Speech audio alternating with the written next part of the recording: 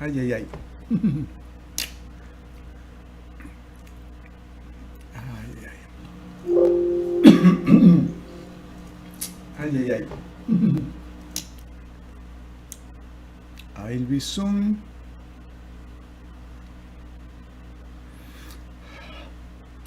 What did I do?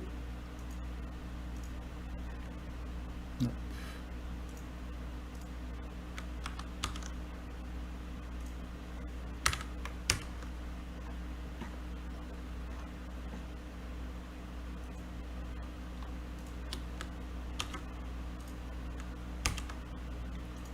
All right.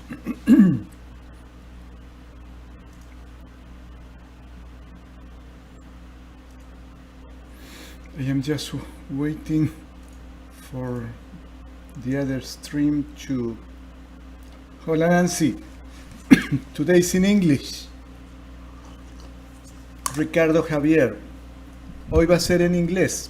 Ya hablé de este tema, pero siempre hablo de cosas diferentes. Good evening. Hello Nancy, how are you? Okay, I want to check if I am on Facebook. Nancy, today I had a conversation with my best friend in Argentina, Greg Hiller. Oh. Ricardo Javier, hoy va a ser en inglés. Oh my God, what a conversation I had. Anyway, today I will just wait a little bit for somebody. Good and sad for everything. Nancy, yes, I'm going to talk about that today because it's really bad. And before more people come, I have news that this also was organized. When I was watching the riots, everything was so well organized. This wasn't natural. That was organized from way before. It's very sad, Nancy. And my friend, well, anyway, we had a good conversation. So I'm going to start. I'm going to show this video, and I'm going to comment on this video that you have seen. Nancy and some of you, I did it in Spanish. I just need to add another little camera. Okay, let me see. Oh, okay. Just so you know that I'm here, I will be commenting on this. I'm still in shock with this video, but I will start with this, and then. And I do it actually through my experience as a physician in the ICUs. And in the ICUs, when I was practicing intensive hospital medicine, I got the privilege of being around human beings at the end of life. And I was so compelled by this experience that I ended up getting another subspecialty in hospice and palliative care and dealing with end-of-life things for 4 years with a hospice group. And at the end of life, we've termed it death. And what I've laid out for you today is the possibility of the death of our species in 70 years, 100 years, who cares? If it's 200 years, it's still pathetic. And so we're looking at the last chapter of life on Earth with our current course of action. But let me tell you about what my experience has been in those last moments with patients who are dying. We have the belief, I think, in our subconscious because of the movies we watch, because of the TV shows we watch, because of our big divorce from the death process. It's because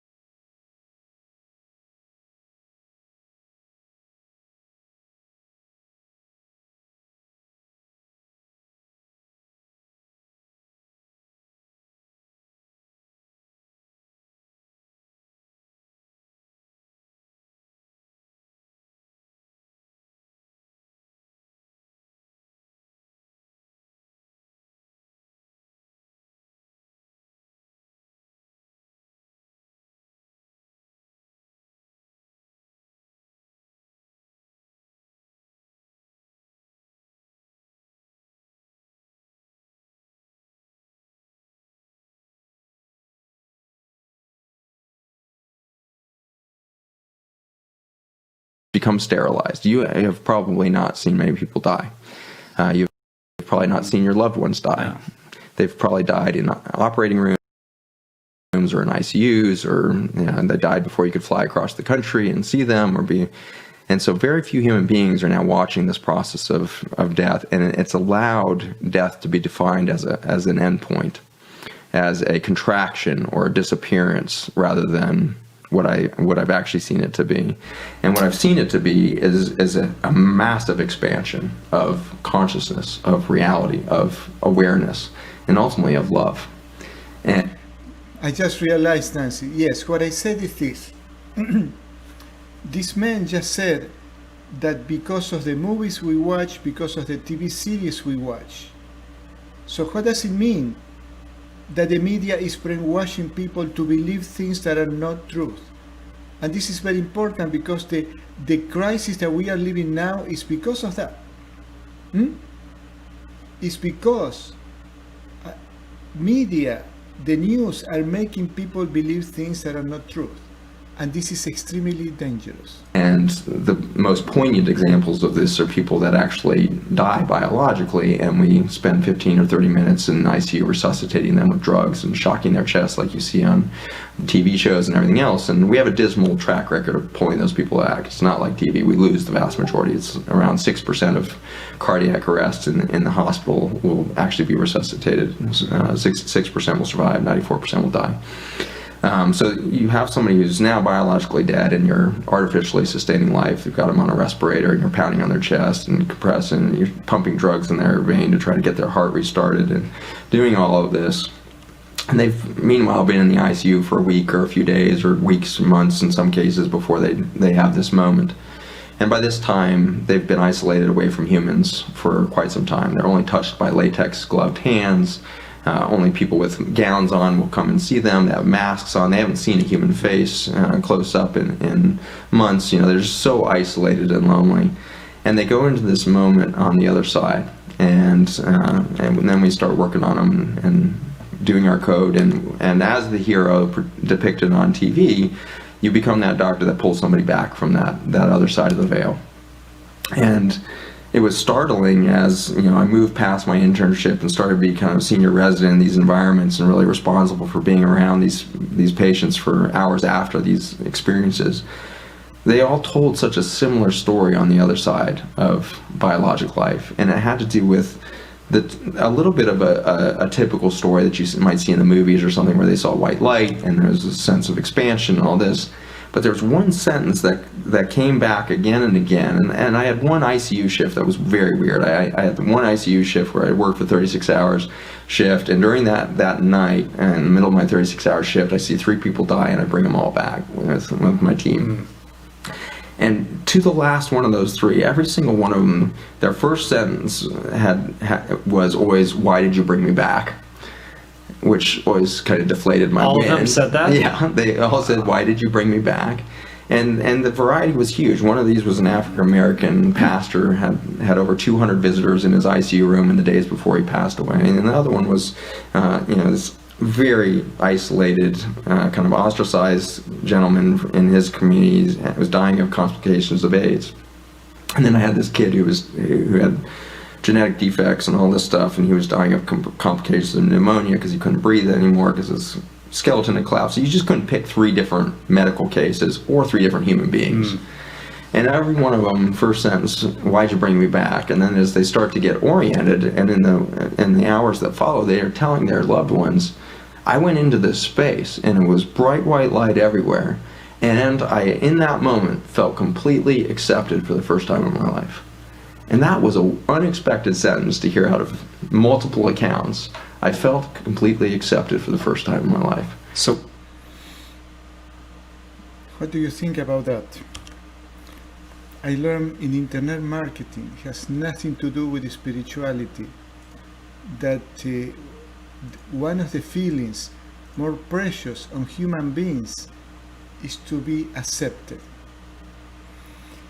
And I'm going to share something with you.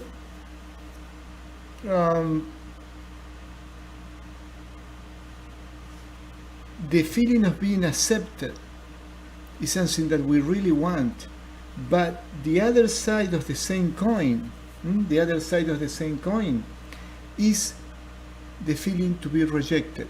Because if we are not accepted, we are rejected. And I was talking to my friend, this great healer. He now lives in Argentina. He lived here in Los Angeles for over 30 years. And he told me the feeling of being rejected is impregnated in the collective consciousness of humans. This is why it's so painful, the feeling of being rejected. Because it's the other side of being accepted. If we are not accepted, we feel that we are rejected. But don't you think this is fascinating? That this man, he's a doctor, and the patients that were brought back from death, biological death, that means that the physical body is not functioning anymore. They were on the other side and they saw the bright light, white light, the sense of expansion, and for the very first time feeling that they are being accepted. I think it's fascinating. So what do you make of that? I think we're all walking around lonely as hell. And what do you think about that? We are all walking our around. opportunity. We are all walking around lonely as hell. This is something that we need to think about it. To rebirth, because death is not an end point. It's a transformation moment. It's an expansion beyond the limits of this frail biologic shell that we carry around. And the instant that we step out of that, we find out that the universe embraces us in every single second of our existence in complete acceptance of who we are. And I want to make a correction. People are using the word universe, and this is not correct, because the universe is everything that is created. But beyond the universe comes the astral world, the world of energy. And beyond that comes a causal world, is a world of consciousness and thoughts. And beyond that is the spirit. So what is accepting us is the spirit. So I suggest you not to use the word universe. That is a use of people who are ashamed or they don't feel calling it God because of the connotations related or tied to religion that haven't done a great job in earth. So when people call the universe, they are calling just that. And in the universe we have the good, the bad, and the ugly. And most of the time people connect with the bad and the ugly. Just call it God. One day I was in giving a presentation, and I did a group Reiki session in a cancer support group in a hospital nearby my home. And I was using the word God, and one of the employees of the hospital, the coordinator of the group, called my attention, and she said, I cannot use the word God. I was shocked, and there was an African woman, a big woman, and said, just say the damn word. Everybody was laughing, and I kept using the word God. Because that's the right way to use it. Anyway, so he says that the moment we step out of this shell, the physical body, we feel this sensation, this feeling that we are accepted for the very first time in our life, that there is somebody benevolent, bigger than us. God is accepting us. And listen what it comes now. We are enough in and of our own identity of I am at every second of every point of our existence. And it's the disbelief of that that's keeping us locked in these stupid conversations we just had for the last hour and a half. That was a long video, it looks like an hour and a half. And he says, when we don't have this experience of expansion and knowing that there is on the other side of the veil, when we die physically, we are in the spirit world. When we don't have that experience, we keep fighting and having these stupid conversations here. Why do you think we have these riots? Why do you think we have these protests? The protests, the Pacific ones, are okay, but the riots, they were not acceptable. And today a friend of mine told me that they were organized, planned and organized. And I sensed that last Friday when I was watching the video. This is not real. This is so well organized. Anyway, why those things happen? Because people are disconnected with the Spirit. People are disconnected with God. People are pursuing what the media, the propaganda of the news, of the TV shows, the series, of the movies are trying to sell, and they sell it very well. Just go behind or pursue the American dream, have the house, have money, have pleasure, have fun, and including drink, sex, and alcohol, and whatever, and you're going to be happy. That's what the media says. So, I am just being brutal honest. That is myopic conversation in and of itself. When you back up for a moment and say, okay, we're killing ourselves. You see? But what if we need a death moment to transform completely? This is very interesting because people who are my clients or students and they had a Reiki session with me or another great healer, we get into this space where we don't feel the body anymore. And we feel and experience very, very close to the death experience because we are out of the body momentarily. And when we go through that experience, we don't need to die like all these people that they have serious physical complications to die and then brought back. So we don't need the moment of, yes, we need the moment of death, but through deep meditation, through a healing session, the session for those who are new. I see Denise, I don't remember you, Sabino. We are going to do the healing session in a few minutes, 10, 12 minutes. To let go of all of the preconceived notions of what it is to be human and to say, you know what, we are beings of light. You see, to let go of all the preconceptions that we had that means to be human. Why? Because the idea that we have is given by the media, which is like Bruce Willis says like 15, 20 years ago, the media are the twisters of truth. This is why we are in this crisis, because we were lied all the way, everything.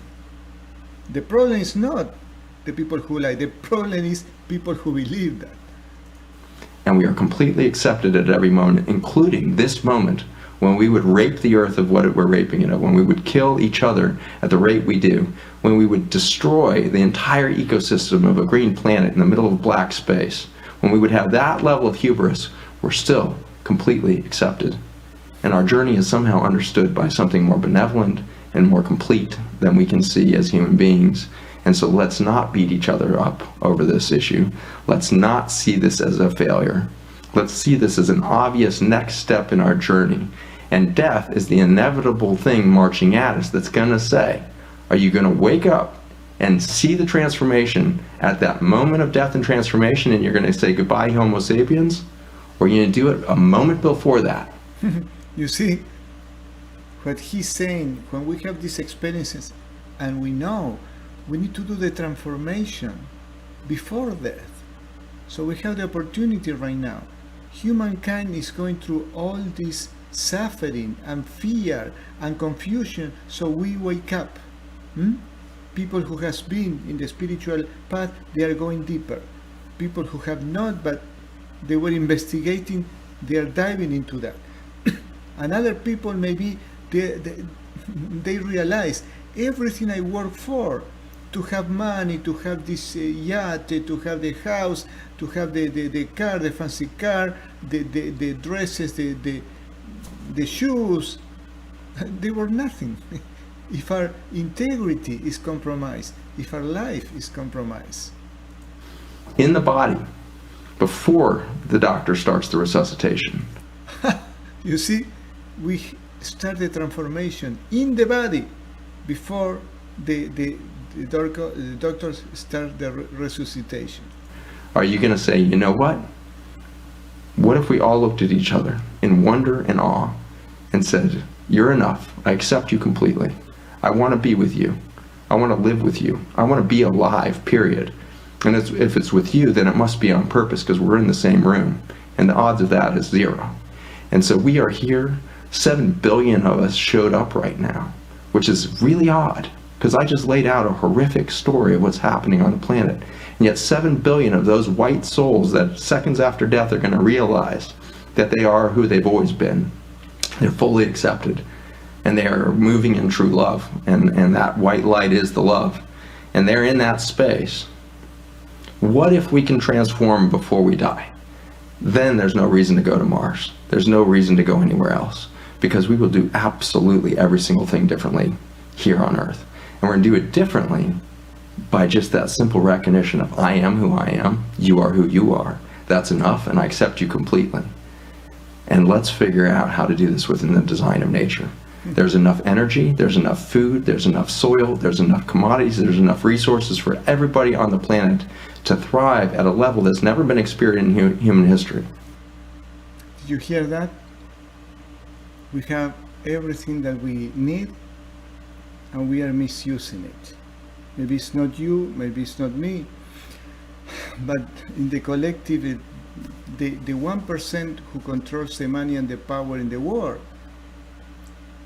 are not helping in raise humankind to better standards of living or education, much less spirituality, because I don't know what are their plans, but they are not good.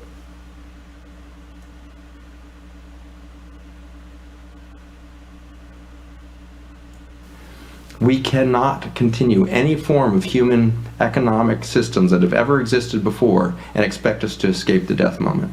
We literally have to reinvent everything. And so if you are under the age of 18 right now, you are the last generation that may live to the fullest extent of the human potential. It is you who are being called to transform because you showed up right when you did. If my generation is to do anything, it was to say, oh my gosh, we're going in the wrong direction. But my generation doesn't have enough time now to turn the boat around, reinvent everything. And so our mission is not to inspire the farmers that are currently fighting the good fight. It's to inspire their children to do the right thing and do it differently, connected to new children who are in the cities, who are in the tech world, wherever they are. Connect those kids back, give them a sense of that unity, give them a sense of the oneness, and give us all a sense that this is the inescapable optimism, as we are going to transform. Period. And it may be right out to the point of our death, or miraculously, it might just happen right before it. That was one of the best monologues I've ever heard in my life. I'm going to leave it here. I mean, there was an amazing video, very inspiring. And so we are going to continue with the plan. We are going to do 15 minutes meditation. For those who are not used to meditate, I suggest you to start doing it, because if we wait until we die or right before we die, it's going to be too late. Meditation is something very practical, extremely practical in these moments. I saw that the people who don't have a spiritual connection through daily meditation, most of them are the ones who fear the most. The people who suffer the most is also people who don't have this spiritual connection, because in this world everything is temporary. Who on earth would have imagined that we are going to go through all this chaos? And I have so many adjectives, I don't even want to use them. Okay, we are going to meditate. It's very simple. I have been meditating for 42 years or 43 and that saved me from a lot of trouble in this world. So I suggest you start practicing this 15 minutes. Hola Mari, hola Carolina. And life will change and will give us a strength that we need from the inside out. And then we do the healing session. Mari, vamos a meditar y después hacemos la sesión, así que te puedes quedar. Tú sabes el resto. All right. Okay.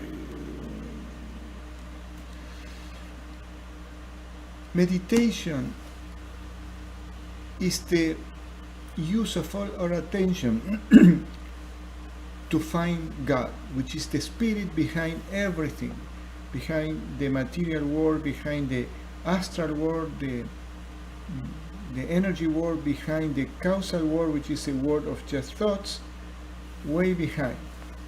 And when we connect with that energy, this higher power and energy, we feel the presence of God through peace and love. This is why it's very practical to practice meditation. Our spine has to be straight without touching the back of the seat. Even if you meditate sitting on the floor, I'm going to just put this sign. And we have to do a prayer to connect with the right energy. I will say a general prayer. Heavenly Father, Divine Mother, friend, beloved God, saints and sages of all religions, we bow to you all. We come to thee to sit at thy feet of omnipresence, to receive thy blessings, thy protection, thy guidance, and to offer thee all the love of our hearts. The easiest way to make contact with God is through devotion. Devotion is the love that we offer to God. We're going to take a deep breath and tense our whole body 3 times to release the extra carbon dioxide that makes our heart and breathing too restless.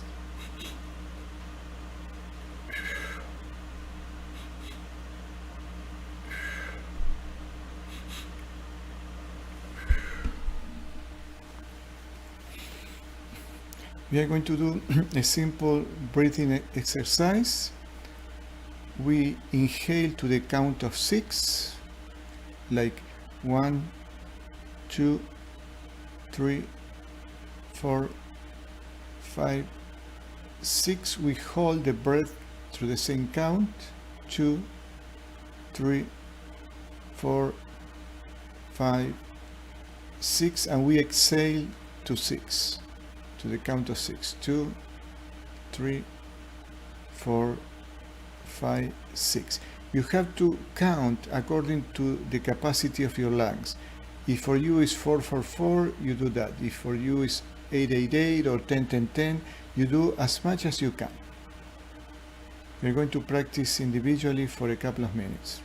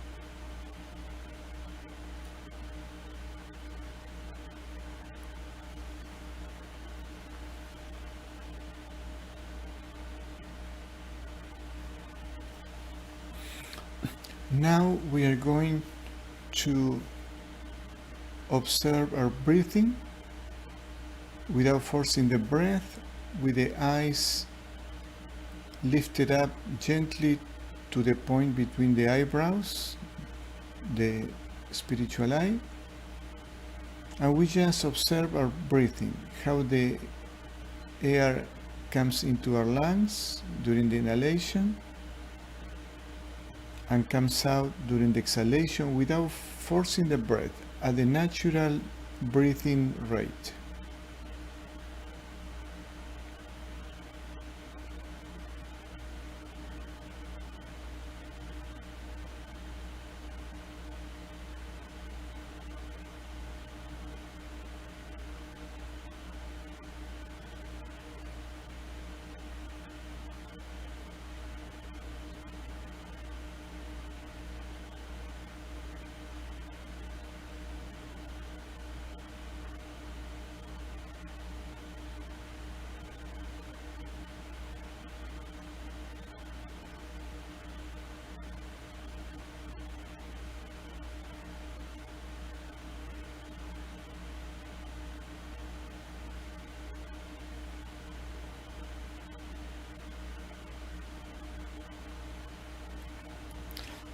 When we feel peace practicing this simple exercise, by concentrating on the spiritual eye, we just go deeper and deeper feeling that peace, like a waves of peace emanating from the spiritual eye going in all directions.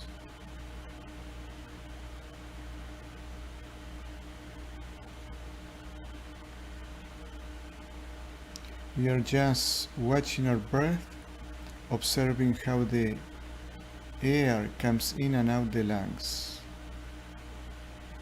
without forcing it.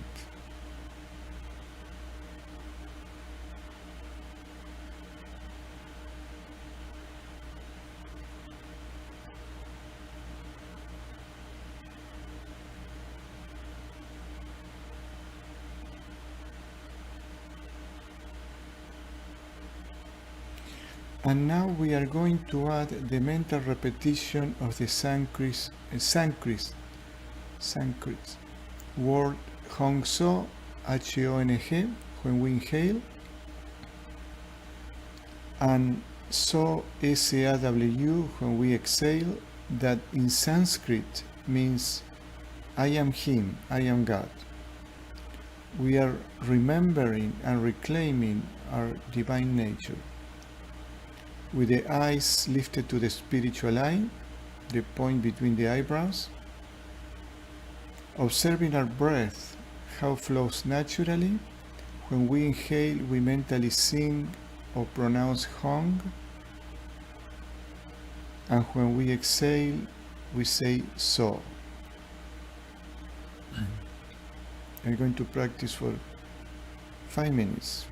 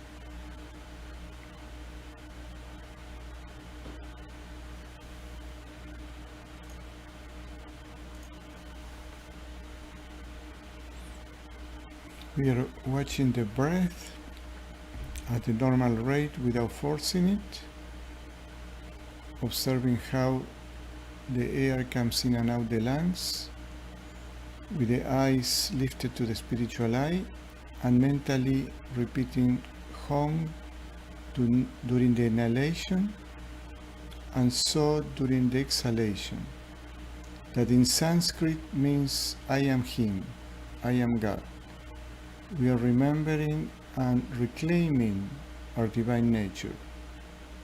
Like the doctor said, when we are out of this shell, we are in spirit.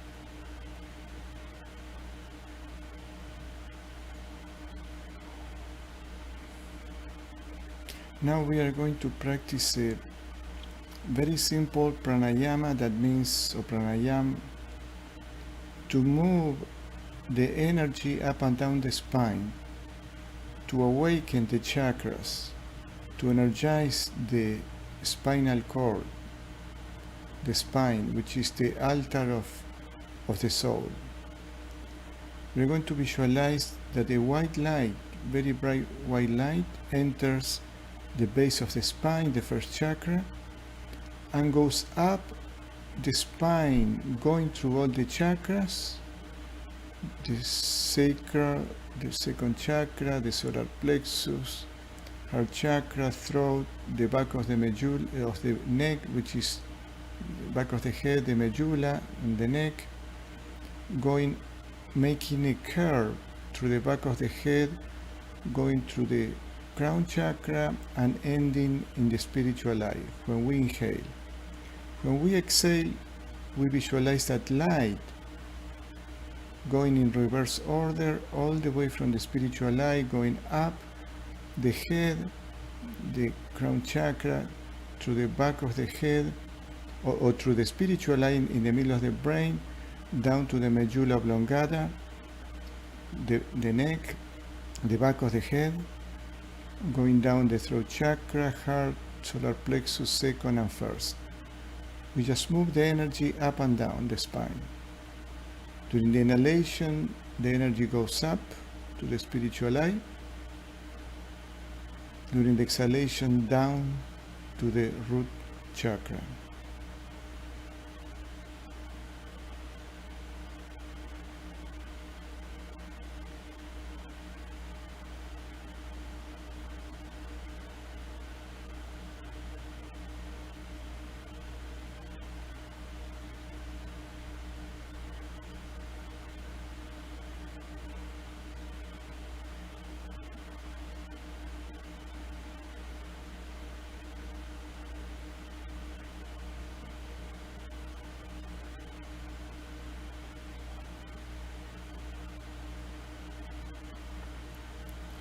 This pranayam is cleansing our chakras and energizing our spine.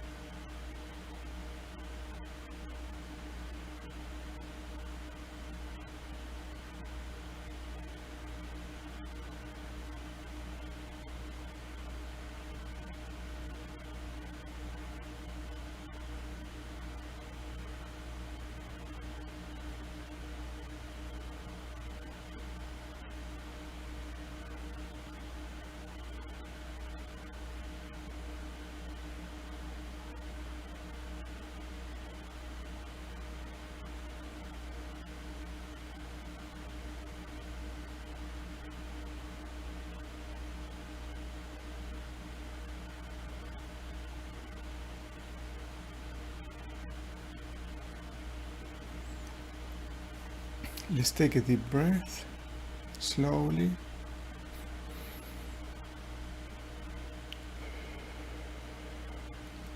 And two more.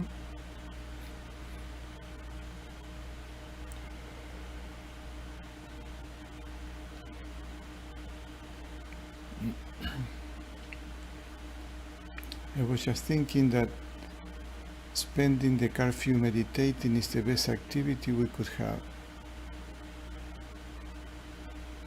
to raise our frequencies and help to bring back the peace of the world, or to bring it, because we never been at peace, really. We are going to do the distance healing session. For those who are new, los que hablan español ya saben lo que tienen que hacer. Vamos a hacer la sesión de sanación. For those who are new, it's very simple. You lay down in a comfortable place on your bed with the arms on the side, the fingers open, without touching the legs, and the legs straight, not crossing the feet. And just mentally say, I am joining Carlos's group energy healing session. So, and your energy body, the work that we do works in your energy field, in your energy body, removing deep energy blockages in these times of crisis, deep-rooted energy blockages that hold the patterns of fear, abuse, violence, anxiety, stress, are surfacing, are waking up. Energy blockages are not meant to be active all the time. Energy blockages, some of them, the deepest ones, are dormant, and because of a situation, sometimes could be an accident, but in this collective fear and toxic dark energy, many of these patterns, energy blockages, has been awakened. And these energy healing sessions have the capability, it's not me, it's God, the energy, the healing energy that comes from God, that has the capability to remove all this, all these energy blockages. After you make the intention, I am joining Carlos's group healing session. Actually, we are going to do a prayer together, a command, and repeat out loud, wherever you are, if you can out loud, all the things dark and negative that ever came into me before my birth, after my birth, and until now, all those things must leave me now and return to where they came from. They don't belong to me. We have superficial energy blockages, we have energy cords with people, and the deepest one usually come from other lives. Lay down on bed, make an intention. I don't want this pain in the middle of my chest anymore. I don't want this anger, this fear, this obsession anymore. It could be a physical pain too. And then make a deeper intention. I want the root cause of all those things that we don't want in our lives, in our bodies, to be dissolved, to be removed. All right, we are going to start the session now. I'm going to play my harmonium for 5 minutes. The session starts right now, and then I'm going to put the soft music. Let's see if I can find it.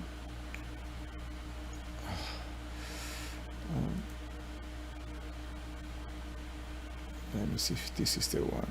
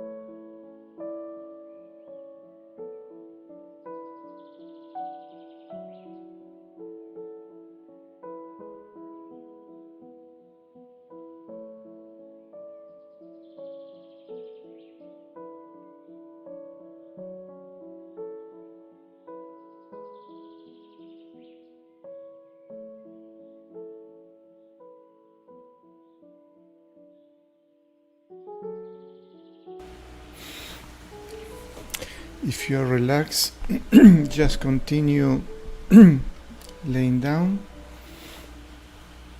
There is no need to move. When I receive distance healing sessions from my friends or students, I usually stay 15 minutes or half an hour more because I love to enjoy that peace.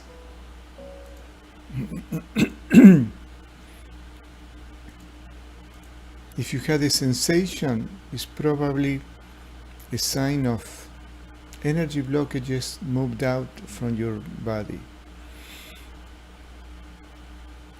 Summarizing what I talked before, what I showed at the beginning, before I forget,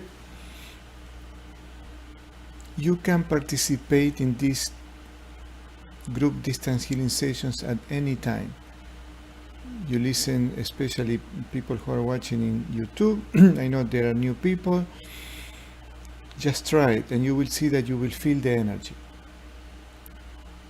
So anytime that you don't feel well, that you don't feel yourself, just go to the healing session itself. If you could do the 15 minutes meditation and then the the group healing session is even better. If you want to ask a question, if you had a particular sensation, I would love to answer. In general,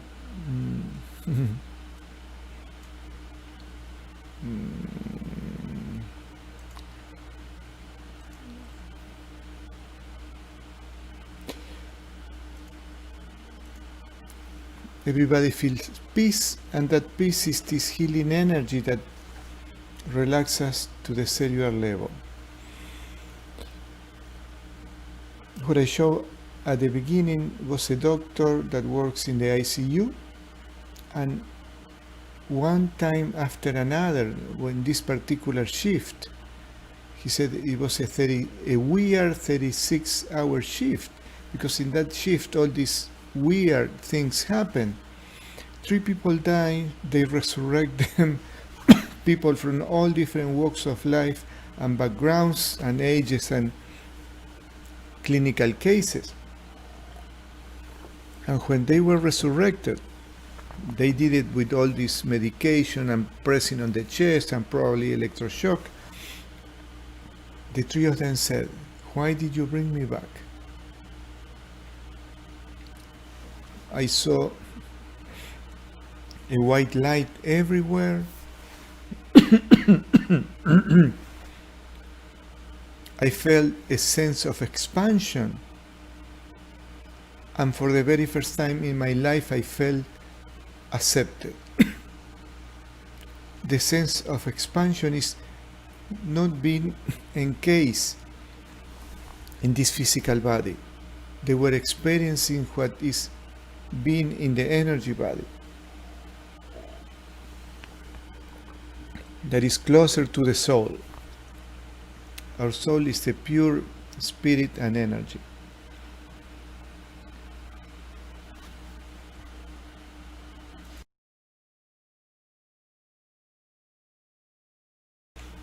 You're welcome, Dieguito. How are you? I call you Dieguito. I don't know. All right, everybody. Let's call it the day. La mayoría habla español.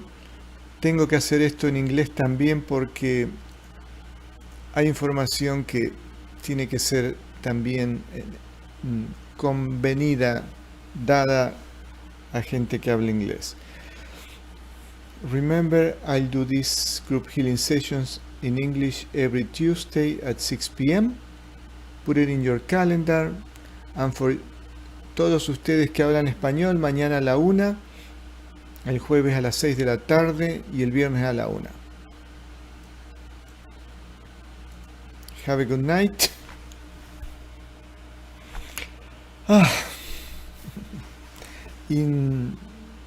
And again, we're going through very tough moments. And if we don't, en español decimos anclamos, if we don't anchor our soul to the spirit,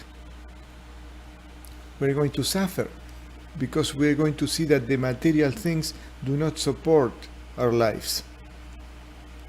We need to get the support from the inside out. And these healing sessions will help you to keep the balance. All right? I see you in a week.